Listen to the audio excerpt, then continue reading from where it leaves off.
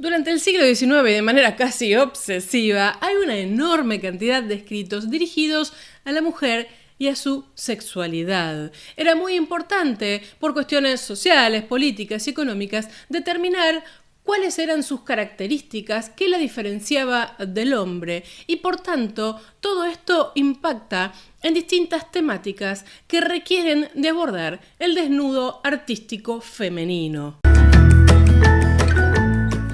Les doy la bienvenida un viernes más y hoy con un temazo, miren ustedes, la cantidad de disparadores que van a salir hoy de acá. Lo cierto es que hace un tiempo atrás, en realidad bastante tiempo atrás, hablamos del desnudo femenino durante el Renacimiento, momento en el que se establecen una serie de cánones referidos al cuerpo femenino y a lo que implicaba la belleza, que impactan incluso hasta lo que vamos a hablar hoy. Estas características que portaban las diosas, ¿no? Que portaba Venus, porque la belleza mitológica es desnuda en esencia, fueron pasando por los distintos estilos, por el manierismo, por el barroco, por el rococó, por supuesto adaptados a los gustos de cada época, y llegan al siglo XIX con algunas características puntuales, porque este es el siglo que empieza a cambiar la mirada sobre esos cuerpos femeninos. Se pasa de aquel desnudo clásico, bello, copia de la antigüedad greco-romana, a uno que va experimentando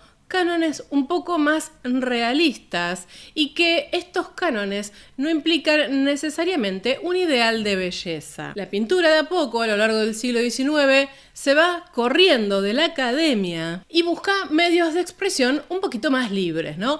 Es así que aparecen movimientos como el realismo, como el romanticismo, como el impresionismo, como el simbolismo, etcétera, etcétera. Lo cual abrirá paso a que en el siglo XX ya la imagen del desnudo femenino se haga de una manera mucho más transgresora, algo impensado siglos atrás. Lo que les voy a proponer hoy, así saben qué es lo que pueden esperar de este video, es que analicemos las características culturales, qué es lo que pasa en el siglo XIX, como para que se den... yo armé 6 grupos diferentes de expresiones del cuerpo desnudo femenino. Vamos a pensar el rol que se establece para la mujer y cómo se la empieza a representar en este siglo. Vamos a entender qué es lo que aporta la academia desde este punto de vista para continuar entendiendo qué es lo que hace el artista moderno con el cuerpo femenino a través de la obra de Courbet, de Manet, para a partir de esto avanzar un poco más y entender luego también otro grupo que tiene que ver con las mujeres artistas, cómo las mujeres pintan el desnudo femenino y tratar de darle un cierre a través de la fotografía del desnudo femenino, que por supuesto se inaugura también en este siglo. Así que miren todo lo que tenemos para hablar. Todo esto viene acompañado de imágenes ilustrativas, por supuesto. No me voy a detener fuertemente en las obras porque no es a lo que venimos hoy, pero sí vamos a recuperar algunas anécdotas que bien valen la pena. Así que necesitamos ya mismo poner un pie en la mirada sociocultural de la mujer. Uno puede decir que durante el siglo XIX el cambio en la mirada sobre la mujer y sobre su cuerpo está directamente asociado a la modernidad.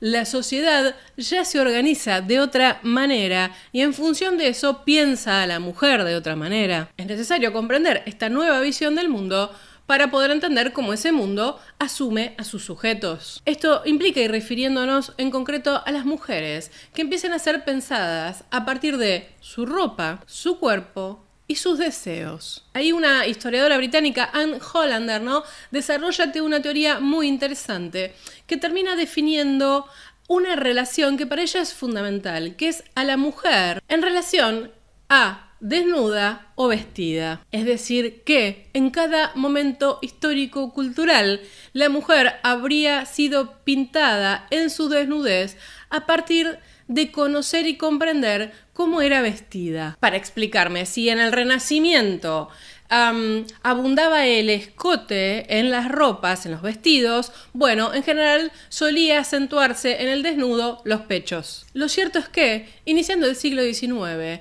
todavía era muy fuerte la impronta del ideal del desnudo clásico. Motivo por el cual les recomiendo muchísimo que vean el capítulo que dedicamos a esto, ¿no? Con Giorgione y con Tiziano. Vale decir, se pinta a una mujer desproporcionada, que tiene cierto pudor, ¿no? Y se tapa su sexo con las manos, cual Venus púdica. Ahora, lo cierto es que la mirada sobre esa mujer púdica, que un poco nace en el Renacimiento, pero que se exacerba en el siglo XIX, tiene que ver con que esta mujer es portadora del mal. La mujer no dejó de ser nunca, y como digo, mucho más aún en el siglo XIX, la perdición del hombre. Algo que por supuesto no ayudó absolutamente en nada a que la mujer fuera percibida en su naturaleza. Esa naturaleza, culturalmente, para una mujer determinada y segura de sí misma, pasó a ser la portadora del erotismo, de la sexualidad, de todo lo que no estaba bien. Esto lo hemos abordado de una manera muy amplia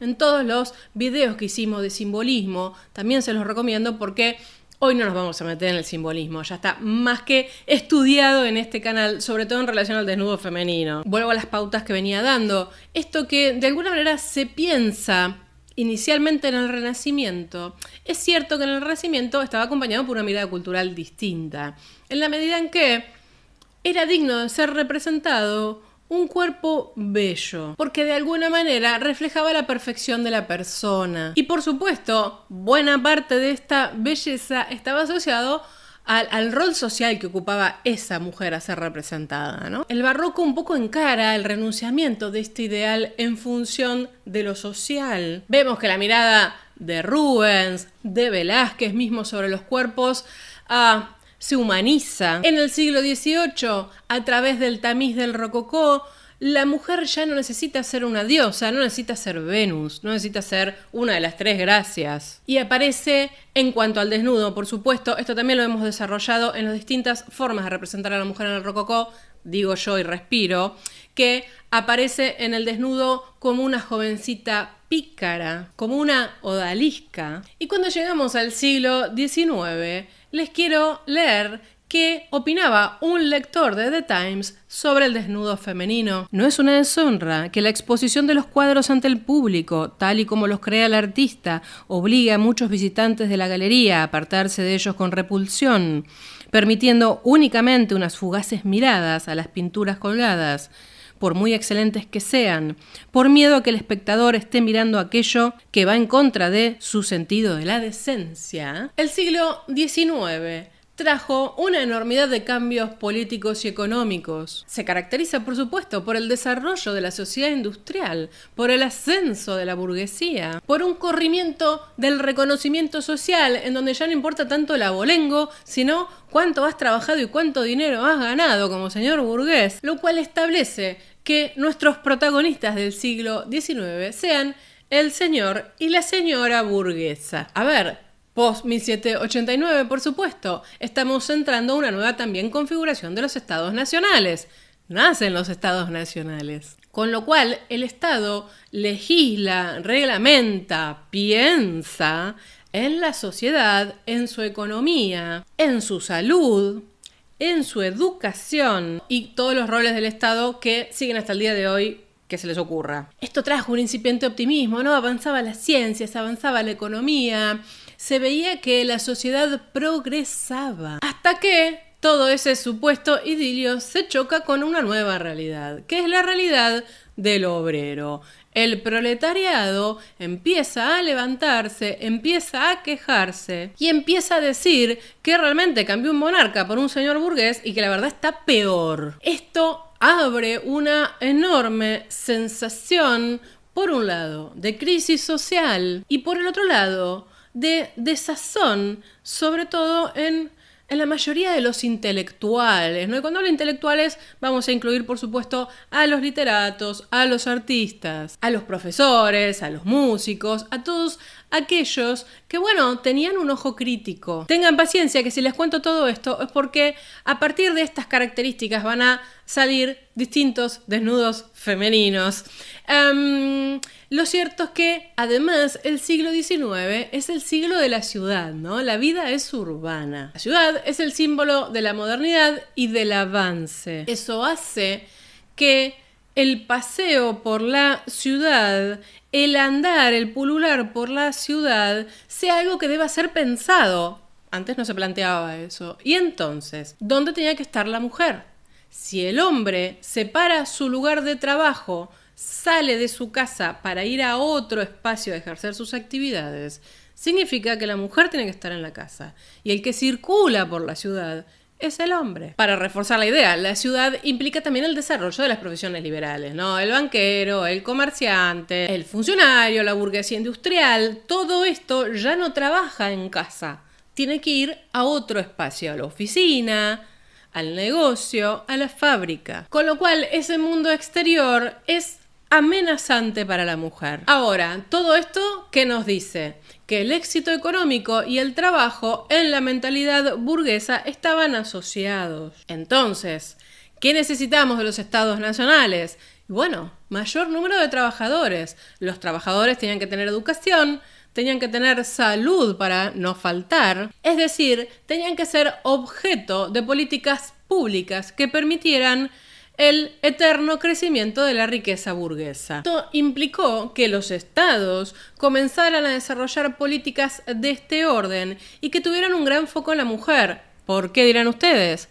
Bueno, porque la mujer es la procreadora. La mujer es madre, necesitamos que tenga muchos hijos. Nosotros como estado después los vacunamos y los mandamos a la escuela, pero tenemos que tener niños, necesitamos mano de obra. La contracara de esto era que el ocio, que la búsqueda del placer implicaba algo que socialmente era visto como un mal hábito. Algo que será muy fuerte y muy reforzado con toda una enseñanza moral.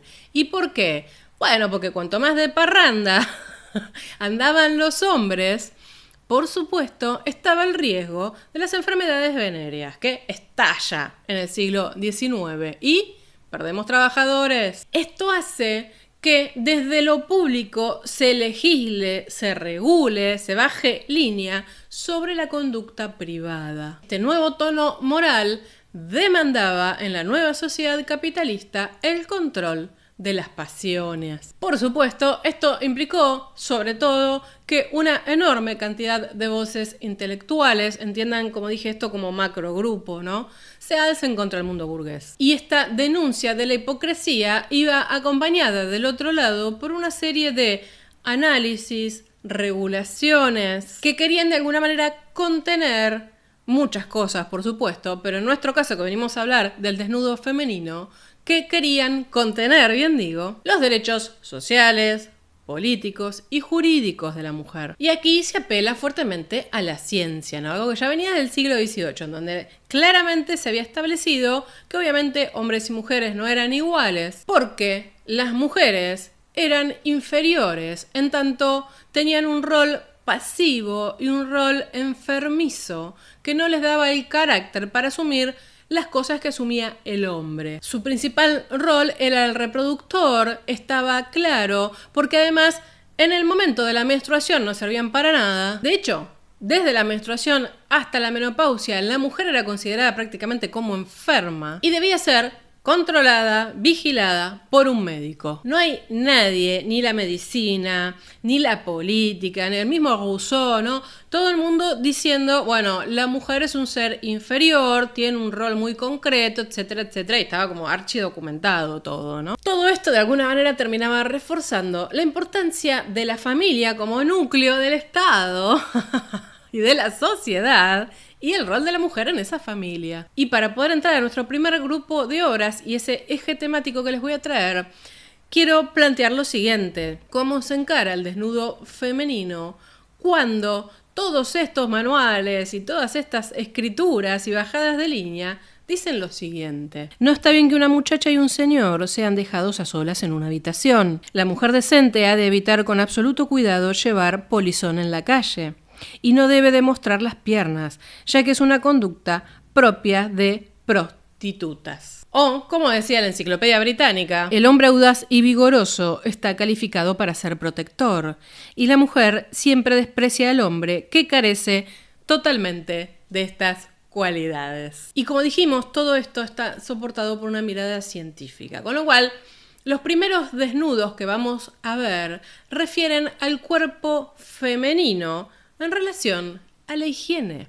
El higienismo a tope, ¿no?, en el siglo XIX. La primera instancia que nos habla del cuerpo de la mujer desnuda era viable a partir de estas temáticas, ¿no? La medicina y el arte son una combinación más que potente para representar a la mujer. Esta imagen de feminidad asociada a un lenguaje científico le da al artista una serie de dispositivos, objetos simbólicos, signos visuales, que hacen que se modernice el código pictórico del desnudo, ¿no? De hecho, Marcia Pointon ha señalado lo siguiente, y me parece muy interesante en relación a la revisión médica y al estudio de las modelos que posaban, ¿no?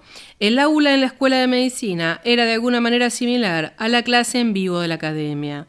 En esta, los estudiantes recibían clases de anatomía, como lo hacían los de medicina. La misma exclusividad basada en el género operaba en las dos instituciones. Las mujeres eran excluidas de la clase natural y se las privaba asimismo de la posibilidad de ser médicos. Entonces, la mujer pulcra, la mujer higiénica, eran sinónimos de una mujer moralmente irreprochable. Y aquello que había empezado siglos atrás con una Diana cazadora o una Venus saliendo del baño, bueno, ahora se transforma en una odalisca o simplemente la toilette. Y este es un tema que es cross todo, ¿no? Lo vimos cuando vimos orientalismo, puede ser una odalisca también, pero lo importante era una mujer femenina occidental higienizándose. Una gran excusa para una enorme cantidad de pintores como Ingres, como Corot, como Chessy-Roux, como Puvis de Chavannes, como Bouguereau, que desde distintas corrientes artísticas representarán este cuerpo en un momento íntimo de higiene y de cuidado corporal para ser una digna esposa y digna madre, por supuesto. Esto ya nos permite pensar algunas cosas. En la medida en que, incluso científicamente, para la mujer el orgasmo femenino era tabú, se determinan de alguna manera dos tipos de mujeres a ser representadas. Las que están vestidas, que son las morales que no nos interesan a nosotros en este capítulo, y entre las desnudas, aquella que es lasciva y sexual o aquella que es fría y pasiva. Dos formas que vamos a ver que se ejecutan de una manera muy interesante en la academia, que es nuestro segundo grupo de imágenes sobre el desnudo femenino. A ver, la academia en el siglo XIX, si bien fue muy batallada, seguía siendo importante, ¿no? Era la que auspiciaba el Estado. El arte era valorado, la formación artística era importante. Ya se estabilizan una serie de asignaturas, como mencioné en la cita anterior. Por ejemplo, el artista tenía que estudiar anatomía, tenía que poder representar el cuerpo femenino y masculino de manera adecuada, con distintas funciones en la sociedad. En función de esto tenemos como dos grupos, ¿no? Los más conservadores y, por supuesto, los más progresistas. Por supuesto, los más progresistas decían, además de hacer un adecuado desnudo femenino, tienen que venir modelos en vivo, no tengo que irme a un taller particular aparte para poder ver una modelo. Y por otro lado, tampoco les parecía muy mal que, por ejemplo, las mujeres estudiaran arte. Del lado conservador, ni modelos ni artistas. Pero si hacías mal un desnudo, por supuesto, no te graduabas.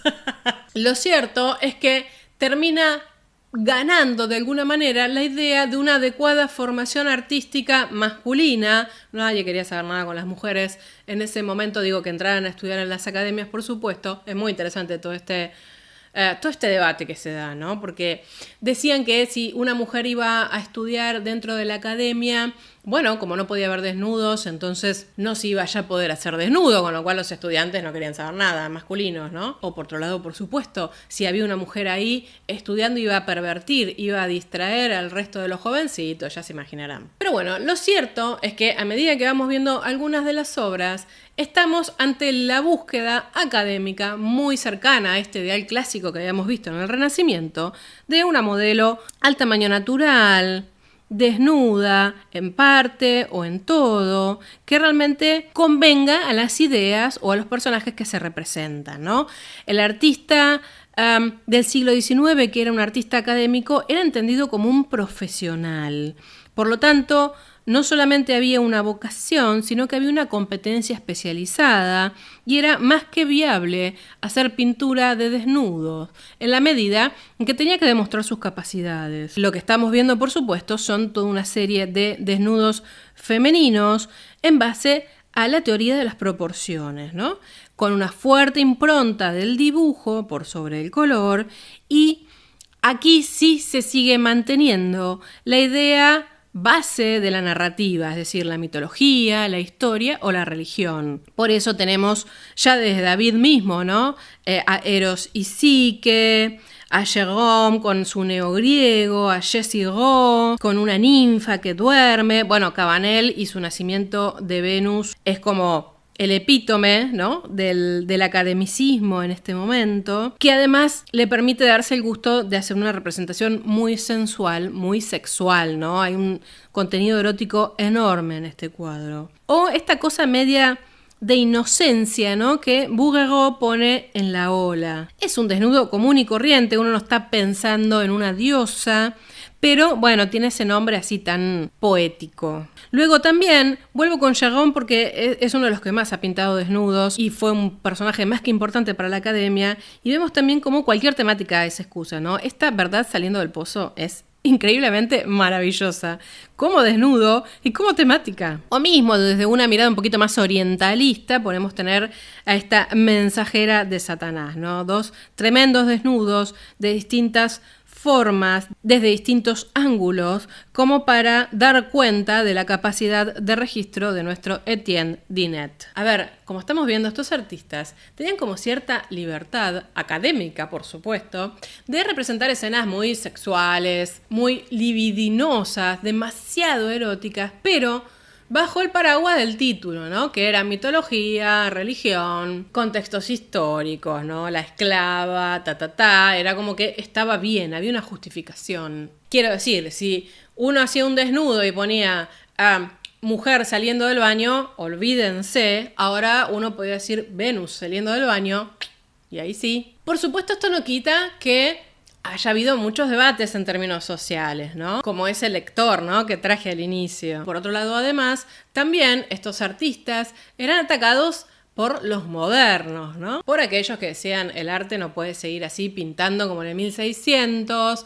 no hay necesaria prioridad del dibujo, los cuerpos no tienen que ser, perfectos, sino que a lo sumo tienen que ser más reales, depende de qué moderno estemos hablando. Y es cierto que a partir de mediados del siglo XIX, quizás más hacia 1870 diría yo, el artista puede elegir otros caminos, ¿no? Ya no era solo la academia, podía formarse en talleres. Los talleres tenían otro tipo de libertad, lo hemos hablado cuando hablamos de Sargent, que es un ejemplo bastante interesante de alguien que hizo las dos cosas igual. Pero ya este siglo provee, en función del rechazo a todo, a la sociedad, a la burguesía, a la academia, al Estado, de una serie de artistas que van a ser realistas, van a ser románticos. A todo esto que va por fuera de la academia es a lo que llamamos el artista moderno. Son pintores, escultores, que hacen un camino por fuera del ámbito institucional. Esto no quiere decir que no puedan presentar obras a los salones, que es otra cosa. Es interesante porque estos artistas bohemios, estos artistas modernos, no dejan de tratar el desnudo, pero desde el lugar que ellos creían que tenía que tener, por fuera de la tradición. Es así que vamos a ver casos de Degas, de Manet, de Pissarro, de Renoir, de Millet y de tantos otros. Y de hecho es bastante interesante porque muchos de estos artistas comienzan ya hacia fines de siglo a apoyarse en la fotografía, con lo cual a veces también era bastante más económico que tener una modelo en el taller. Aún así, aquellos que podían tener sus propias modelos, como Toulouse-Lautrec, lo hemos visto acá, bueno, ya no solo pintan a la modelo en su taller, se pintan ellos con la modelo en el taller, se sacan fotos ellos con la modelo desnuda. Se imaginan que esto iba en contra de todo lo que estuvimos hablando hasta ahora. Como la idea del artista moderno surge inicialmente en Francia, es de allí que vamos a ver los casos que para mi gusto son los más disruptivos. Y si tenemos que hablar de un ser sensible, bohemio, inconformista, transgresor, ni hablar, transgresor por sobre todas las cosas, independiente, que le gustaba provocar, los escucho. Courbet, ¿no? Courbet es de esos primeros, digámoslo así, que trabaja el desnudo femenino, subvirtiendo groseramente la moral burguesa. Y Courbet desde este punto de vista es súper interesante, porque uno siempre lo asocia a su nacimiento del realismo, a sus ideas políticas y sociales, a su militancia, y un poco deja de lado, bueno, lo que hizo buena parte del tiempo para ganarse la vida, y que además le encantaba porque esto implicaba obviamente sulfatar a toda la sociedad. Y me refiero a la cantidad de desnudos femeninos que hizo por pedido. Es cierto que la única manera de entrar al salón con un desnudo o de que esto se presentara de una manera pública, la verdad es que era a través de las academias. Nadie va a pintar un desnudo porque sí, a no ser que le pusiera Venus tal, y le va a presentar en un salón. En este momento hay una gran demanda, esas contradicciones, ¿no?, de la sociedad burguesa. Digo, hay una gran demanda de desnudos femeninos de carácter explícito. Y de hecho les voy a dejar el video que hicimos sobre Toulouse-Lautrec, ¿no? Courbet recibe de ciertos personajes muy encumbrados una serie de pedidos para ser desnudos. Por ejemplo, como este que vemos acá, El sueño. De hecho, he registrado unos, 50 cuadros con esta temática, realizados entre los años 40 y finales de los 60. La mayoría, como dije, por peticiones de clientes particulares. Bueno, acá la idea o lo que se le pidió que transmitiera era la pereza, la lujuria de estas dos mujeres dormidas, ¿no? Y este fue el encargo de un diplomático turco, Khalil Bey, que era muy seguidor de la obra de Courbet, que le empieza a pedir desnudos, que le faltaba un poquito más, ¿no? Y quiere cosas más explícitas, más explícitas, más explícitas. Hasta que Courbet dice, ¿querés algo explícito? Y aquí tenemos el origen del mundo. Y de hecho, Maxime Duchamp, un crítico de arte francés, cuenta lo siguiente. A fin de agradar a un hombre musulmán muy rico que pagaba sus fantasías a precio de oro y que durante un tiempo alcanzó cierta notoriedad en París debido a sus prodigalidades, Courbet, cuya intencionalidad pomposamente confesada era renovar la pintura francesa, realizó un retrato de mujer cuya descripción resulta harto dificultosa. En el cuarto de aseo del extranjero al que me acabo de referir se encontraba un pequeño cuadro oculto tras un velo de color verde. Al apartarlo, nos quedamos estupefactos al contemplar a una mujer en tamaño natural, situada de frente, extraordinariamente convulsa, pintada de modo sobresaliente, reproducida con amore, como dicen los italianos, con gran realismo. Pero por un descuido inconcebible, el artista que había dibujado su modelo al natural se había olvidado de representar los pies, las piernas, los muslos, el vientre, las caderas, el pecho, las manos, los brazos, los hombros, el cuello y la cabeza. Este cuadro fue, por supuesto, objeto de las 1001 historias. Lo cierto es que hoy por hoy está exhibido en el Museo d'Orsay sin ningún tipo de contención, como sí lo tuvo en algún momento, es decir, no está tapado ni nada. De hecho, cuando hice la visita al Museo d'Orsay el año pasado, la última, creo que lo filmé y se los voy a dejar por acá el videíto, junto a otros desnudos de Courbet, que bien vale la pena que vean. Pero lo cierto es que acá estamos ante un realismo, en algún punto, explícito, naturalista. Otro de los artistas que podemos poner en esta corriente de modernos, desde otro lugar, ya un poco burlándose más de la academia que de otra cosa, fue Manet y su famosa Olimpia, en donde ya no tenemos ni una Venus ni nada, simplemente una prostituta reconocida por toda la sociedad francesa, ahí exhibiendo su cuerpo y sonriéndonos. Por supuesto, las lluvias de las críticas académicas, ¿no? Que estos pintores usaban el desnudo sin un uso adecuado de los colores, que las pinceladas eran gruesas, que el dibujo estaba marcado. Y por supuesto, a los artistas modernos les encantaba esto, ¿no? La mujer fatal, la lesbiana, la prostituta, que son estereotipos que vamos a ver cómo se van dando. Con la Olimpia no me quiero detener demasiado porque es un cuadro que amerita ser recuperado en toda su densidad y en toda su historia.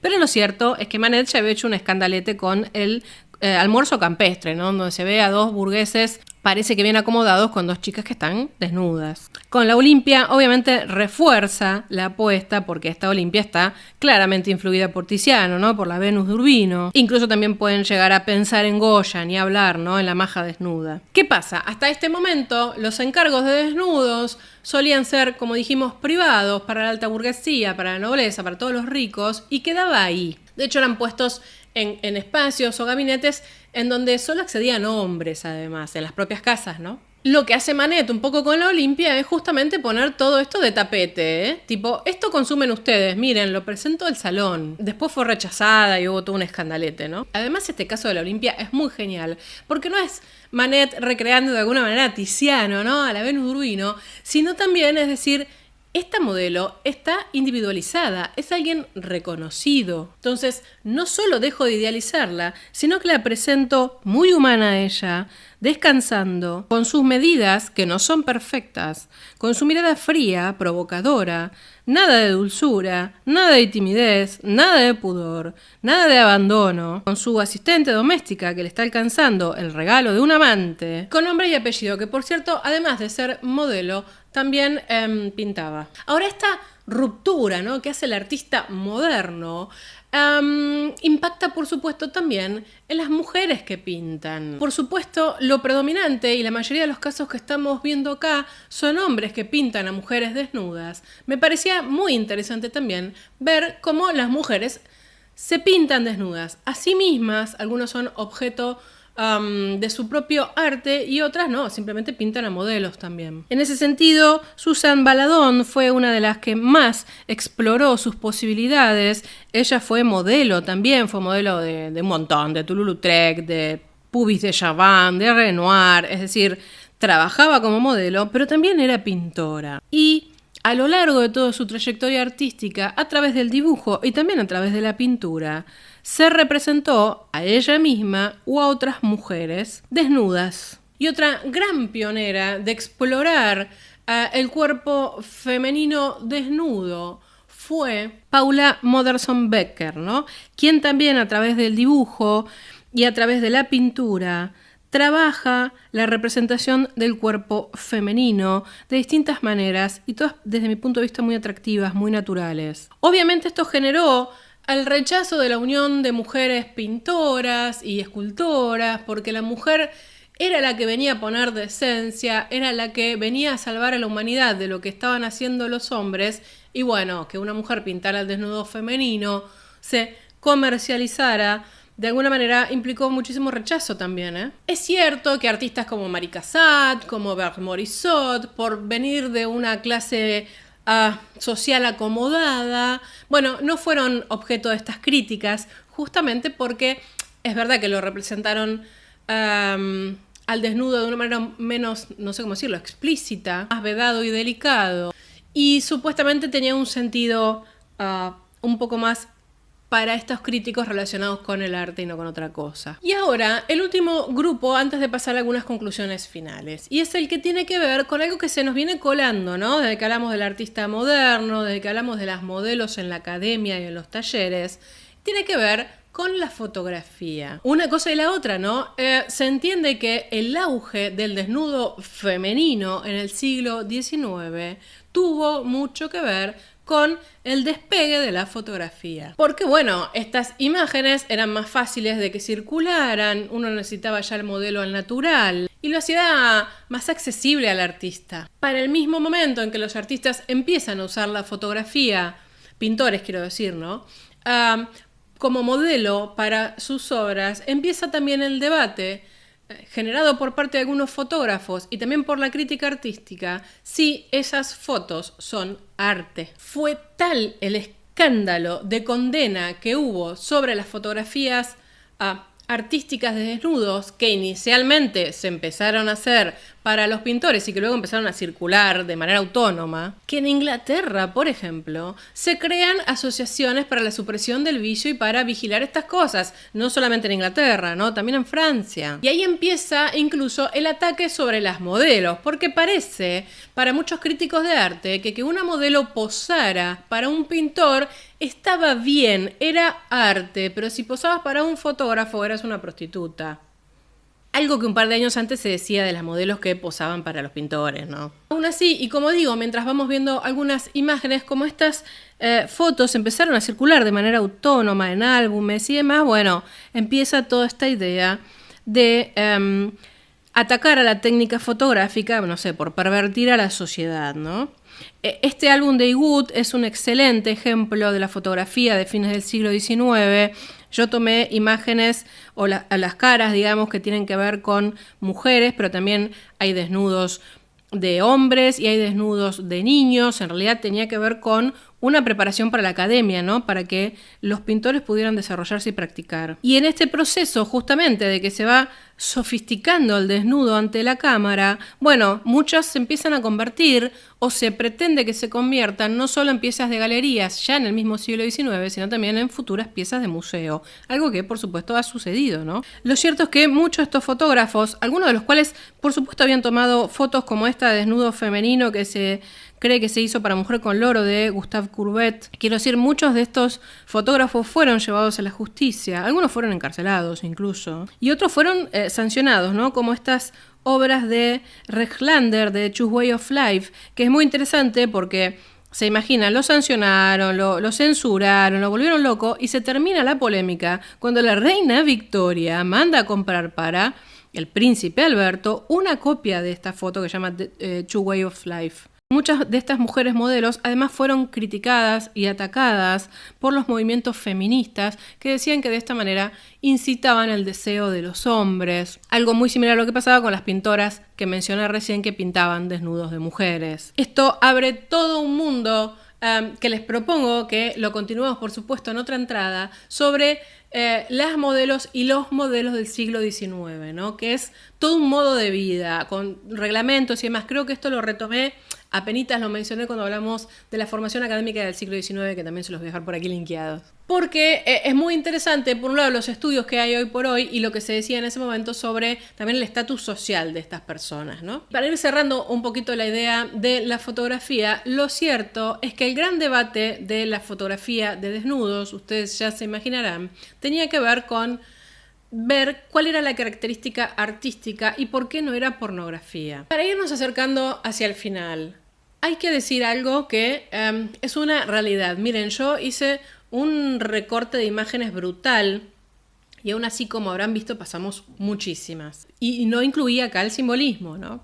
Porque si hay algo que podemos decir es que durante el siglo XIX la representación pictórica que más abunda es el desnudo femenino, lo cual puede parecer contradictorio o no, quizás es la contracara de la moralina victoriana, ¿no? Es interesante porque este siglo XIX da para todo, ¿no? Estamos ante la conformación de la idea de la sociedad burguesa, de la familia, de una relación de pareja, por supuesto, monogámica. El amor y el sexo estaban en casa, era la intimidad. Siglo en el que se abandona prácticamente el matrimonio arreglado y nace esta idea del amor romántico. Un siglo en donde la vida pública va por un lado y la vida familiar va por el otro, y el ocio, bueno, está ahí a camino, mal visto, a no ser que seas, bueno, un burgués adinerado, por supuesto, y lo hagas afuera de casa. Y justamente por pensar tan fuertemente este rol de la mujer,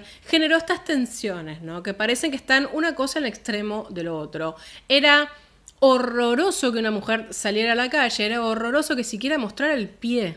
Y por otro lado, el auge de los desnudos, más o menos explícitos, más o menos académicos. Las clásicas pinturas, ¿no? Como vimos con Toulouse-Lautrec, de las amigas, el lesbianismo. La regulación de la prostitución con el auge de la sífilis. Una suerte de tobogán, ¿no? Que sube y baja, depende del minuto del día. Por eso es absolutamente abundante, sobre todo pensar a la mujer en el siglo XIX, porque así como había tanta reprimenda y tanto tabú, por otro lado, había una caracterización absolutamente erótica y deseada por parte de los hombres, y hablar por parte de los artistas simbolistas, incluso, por ejemplo, sobre esa femme fatale, que es lo que dice Foucault, ¿no? Bueno, a ver, es una edad de la represión, pero tenemos como contrapartida una explosión discursiva sobre la sexualidad. Lo cierto es que parece que esta sociedad victoriana, más que reprimir, termina exponiendo, hablando, problematizando abiertamente el problema de la sexualidad y de la sexualidad femenina. Y ya que abrimos en un momento con la opinión de una carta de lectores,